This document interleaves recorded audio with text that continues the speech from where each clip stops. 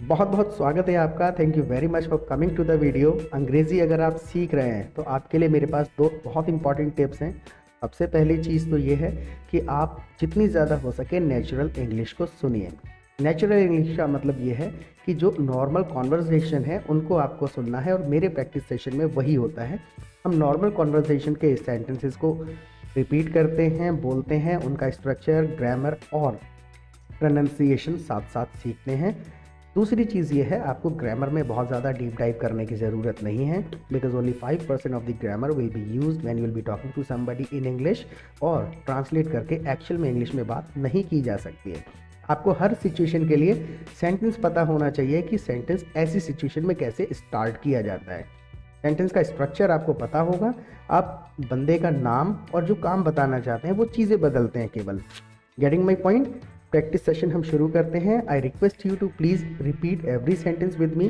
जो भी स्क्रीन पे मैं लिखता हूँ उसको आप मेरे साथ में रिपीट करिएगा। दूसरी चीज़ ये है, खुद की इंग्लिश को भी आपको टेस्ट करना है। जो भी स्क्रीन पर आप मैं हिंदी में लिख रहा हूँ, पहले उसको खुद से बनाने की, सेंटेंस को बोलने की कोशिश करो, और उसके बाद फिर जो मैं आंसर लिख देता हूँ तो टेस्ट कर लो। ऑलराइट, सबसे पहला हमारे पास में एक सेंटेंस है, मैं ऑफिस कैसे पहुँचता हूँ। हम यहाँ पर एक स्टोरी बताएंगे कि सुबह सुबह ऑफिस पहुँचने में जो स्ट्रगल होता है उसको कैसे एक्सप्लेन किया जा सकता है कि भाई ट्रैफिक होता है, भीड़ होती है, लाइट्स होती हैं, पैदल जाता हूँ। तो उस स्टोरी को नॉर्मली आप अपने फ्रेंड को कैसे बता सकते हैं। मैं ऑफिस कैसे पहुँचता हूँ, how how I get to office. देखिए, इस सेंटेंस के अंदर मैंने थोड़ा सा डिफरेंस किया हुआ है, how I get to office. Usually लोग इसको कैसे ट्रांसलेट कर देते हैं, how do I get to office. Definitely शायद आपने किया होगा तो बताइएगा, how do I get to office. Actual में क्या हुआ इस कंडीशन के अंदर, how do I get to office अगर हम कह देते हैं, यहाँ पर अगर हम डू साथ में लगा देते हैं इस जगह पर, तो ये क्वेश्चन बन गया। इसका मतलब ये है कि मैं पूछ रहा हूँ किसी से मैं ऑफिस कैसे पहुँचता हूँ। But the purpose of this sentence is that मैं बताना चाहता हूँ कि मैं ऑफिस कैसे पहुँचता हूँ। This is not a question. Sound करता है क्वेश्चन जैसा, but this is not a question. मैं बता रहा हूँ मैं ऑफिस कैसे पहुँचता हूँ। Getting my point? I hope you got the difference. ये क्वेश्चन नहीं है तो इसको हम ऐसे बोलते हैं, हाउ, ये अलग वर्ड है, हाउ कैसे, आई गेट टू ऑफिस, पहुँचता हूँ मैं ऑफिस। तो इस छोटी छोटी चीज़ें हैं जो कि हमारे कम्युनिकेशन को काफ़ी ज़्यादा इंप्रेसिव बना देती हैं और करेक्ट बना देती हैं।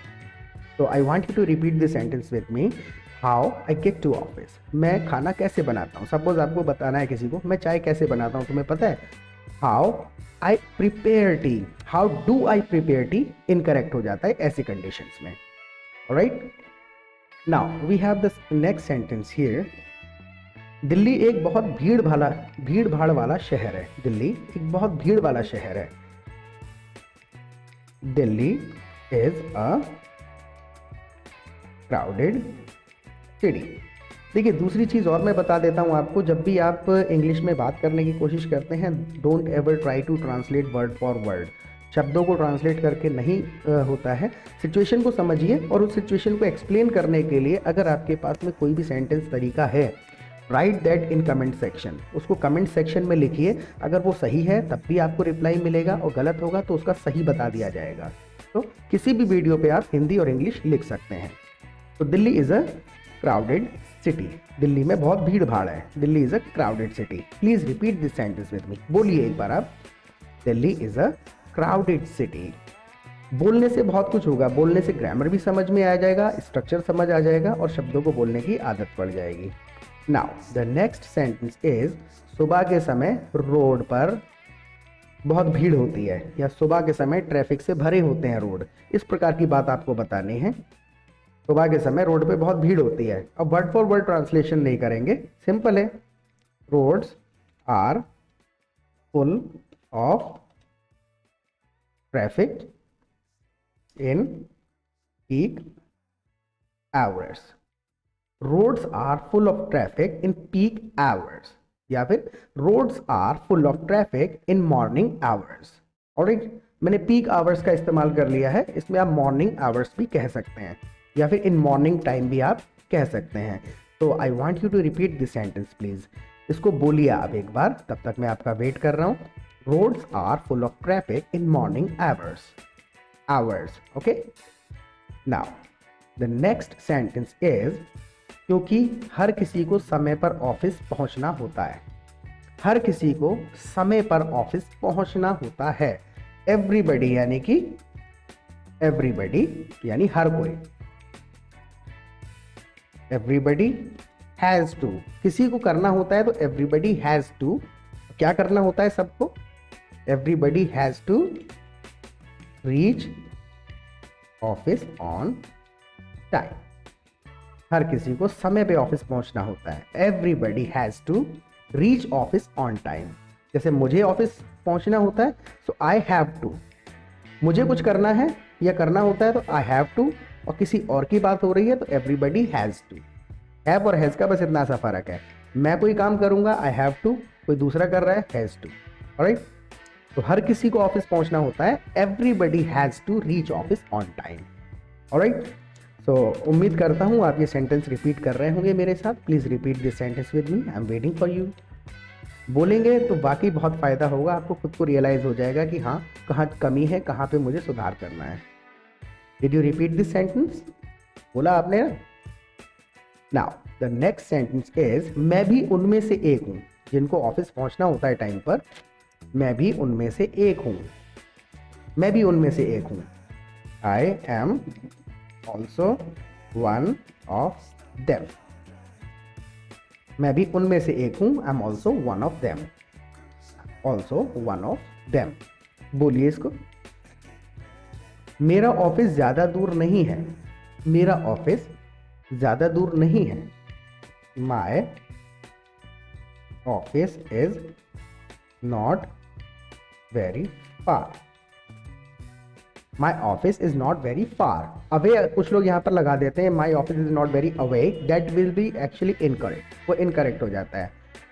फार इस्तेमाल होता है डिस्टेंस के लिए, एक पॉइंट से दूसरे पॉइंट तक के लिए। तो repeat this sentence, my office is not very far. मेरा स्कूल या कॉलेज ज़्यादा दूर नहीं है। My college is not very far. लेकिन ट्रैफिक की वजह से मुझे 1 घंटा लग जाता है। ट्रैफिक की वजह से मुझे 1 घंटा लग जाता है। अब देख, इस सेंटेंस को बोलने से पता है क्या होता है? 1 घंटा लग रहा है ट्रैफिक की वजह से आपको ऑफिस पहुंचने में। अगर आपको किसी को फ्यूचर में बताना पड़ जाएगा कि भाई मेरे को कोई भी काम करने में समय लगता है, तो आपको फॉर्मूला समझ आ गया समय बताते कैसे हैं किसी काम का। ट्रैफिक की वजह से 1 घंटा लग जाता है तो सिंपल है, due to the traffic it takes me. देखिए ये फॉर्मूला है इसके अंदर। ये तो ट्रैफिक की वजह हो गई, बिकॉज ऑफ द ट्रैफिक या ड्यू टू द ट्रैफिक आप कह सकते हैं। ये है समय बताने का फॉर्मूला। इट टेक्स मी, समय लगता है, कितना लगता है? 1 hour to get to office. Due to the traffic, इसको तो आप भूल जाइए, ट्रैफिक की वजह से, बिकॉज ऑफ द ट्रैफिक। समय कितना लगता है? It takes me 1 hour to get to the office. It takes me 1 hour to get to the office. अगर आपको किसी को बताना पड़े कि भाई ऐसा है, मुझे खाना बनाने में 2 घंटे लग जाते हैं रोज। It takes me 2 hours to cook the meal.